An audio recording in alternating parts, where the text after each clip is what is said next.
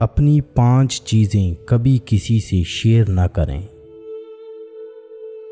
Number 1، اپنی کامیابی کا راز۔ اگر آپ اپنی کامیابی کا راز کسی کو بتاتے ہیں تو لوگ بھی یہی کرنے کی کوشش کریں گے، لیکن اگر وہ ناکام ہو جاتے ہیں تو وہ آپ پر الزام لگائیں گے کہ آپ نے انہیں صحیح نہیں بتایا۔ اس لیے کبھی بھی اپنی کامیابی کا راز کسی کو مت بتائیں۔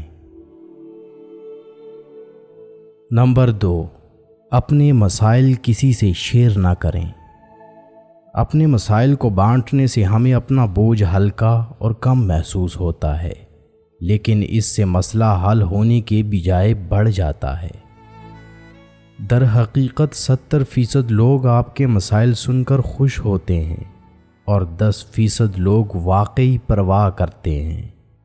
اس لیے کسی کو اپنے مسائل بتانے سے پہلے 100 بار سوچیں۔ نمبر 3، اپنے خواب کسی سے شیئر نہ کریں۔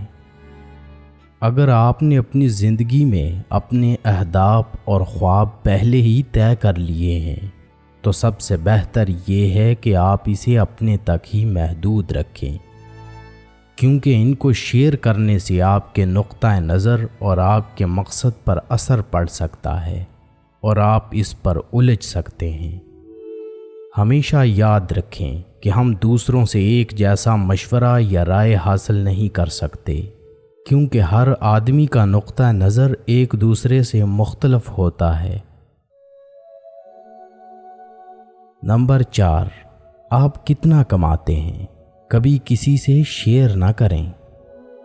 آپ کی آمدنی یقینی طور پر ایسی چیز ہے جس سے دوسروں کو واقف نہیں ہونا چاہیے۔ نمبر 5، اپنے خاندانی مسائل کسی سے شیئر نہ کریں۔